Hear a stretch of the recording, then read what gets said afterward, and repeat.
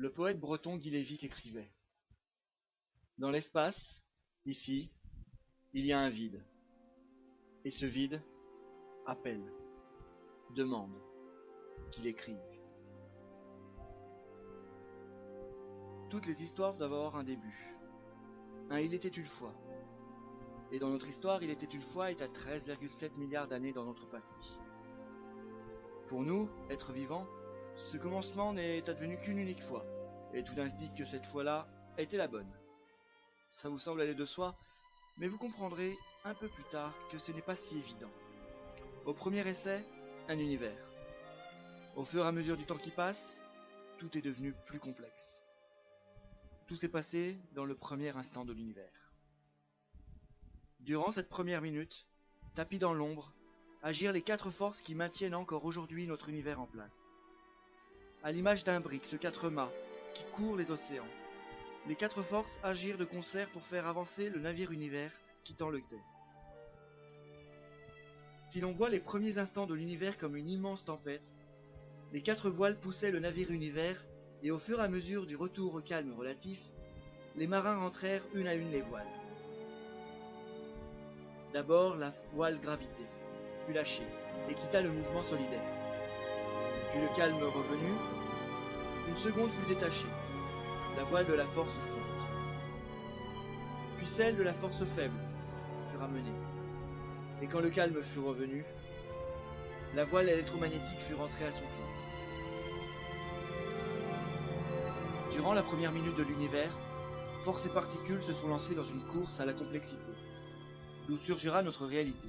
Le processus mêlant la théorie du Big Bang et le modèle standard semble bien connu aujourd'hui, mais un mystère demeure. Pourquoi les 4 forces sont ce qu'elles sont? Par quel étonnant mécanisme se sont-elles ajustées à un tel niveau de précision? Si pour une raison ou pour une autre, une seule de ces 4 forces avait été différente dans leur valeur numérique, ne serait-ce que d'un millionième de degré, l'univers ne serait pas celui que l'on connaît, et la vie n'aurait eu aucune chance de se développer. Ce niveau de précision veut-il dire que l'univers a été exactement réglé pour notre venue? Cette question est l'un des champs de travail les plus discutés de nos jours. Notre voyage a déjà commencé. Nous sommes déjà partis à la vitesse de la lumière, en direction d'un coin du ciel. Contrairement à l'image que nous a donné à voir le cinéma, voilà ce que vous verriez si vous chevauchiez un rayon lumineux. Cet effet relativiste s'appelle l'aberration de la lumière. Aussi, d'après la théorie de la relativité d'Einstein, si nous dépassions la vitesse de la lumière, nous serions dans la capacité de voyager dans le temps. Tentons l'expérience, et faisons un bond vers le passé. Un bond de 13,7 milliards d'années. Il était une fois... Pan!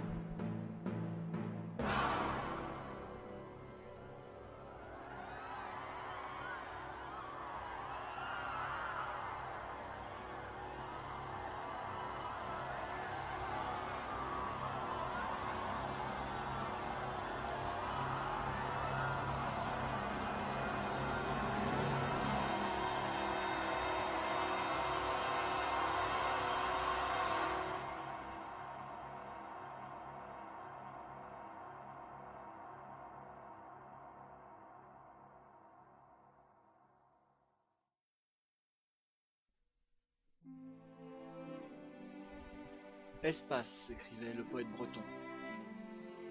Tu dois sentir que ces bourgeons vont t'occuper, te prendre tout ton vide.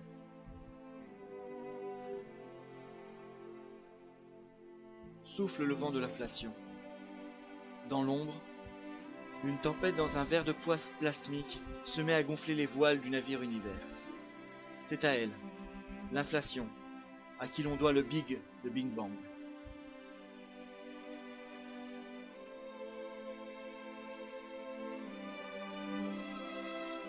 La voile du navire univers est tissée de particules supersymétriques, d'un noir la rendant invisible.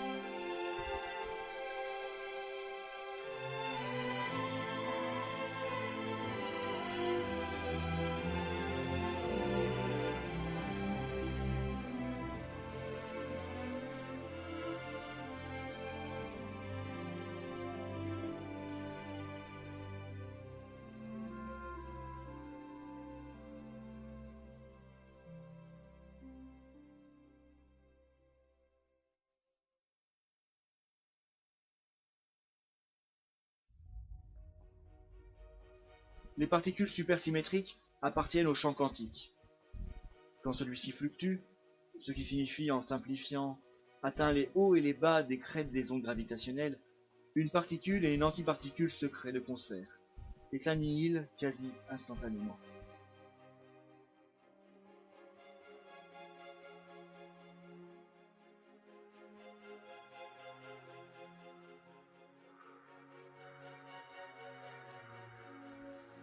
Entrent en jeu les baryons. Équipe particule d'un côté et équipe antiparticule de l'autre. Le match semble serré et emporté par la valse hésitation des photons et ne laissera que de rares escapés de ce jeu de massacre élémentaire. Le score sera finalement de +1 à chaque score pour l'équipe particule. Toutes les antiparticules ont disparu et seul ne subsiste que le milliardième de l'équipe gagnante. Ce combat pour la vie des particules eut au fait de augmenter la température. Il faut dire que tout l'univers baigne dans un environnement porté à plus de 1000 milliards de degrés.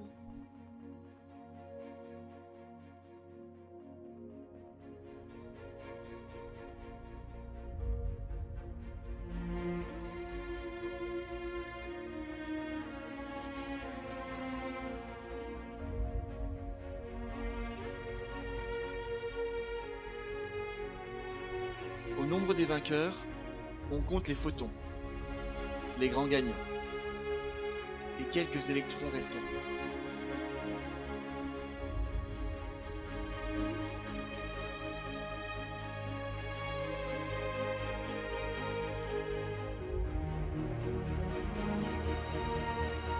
Même si rien n'avait de sens, disait Guy Lévesque, il resterait. S'approprier le souffle étendu dans l'espace.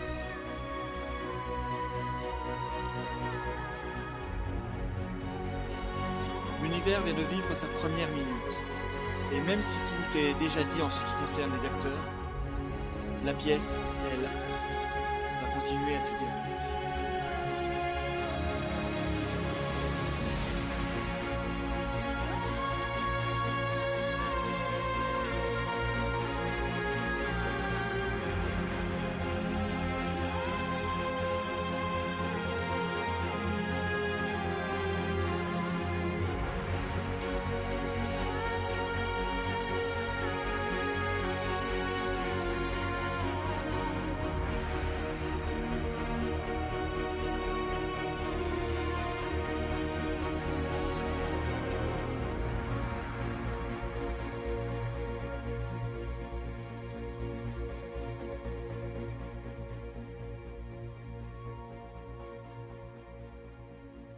Le silence éternel de ces espaces infinis m'effraie, disait Pascal.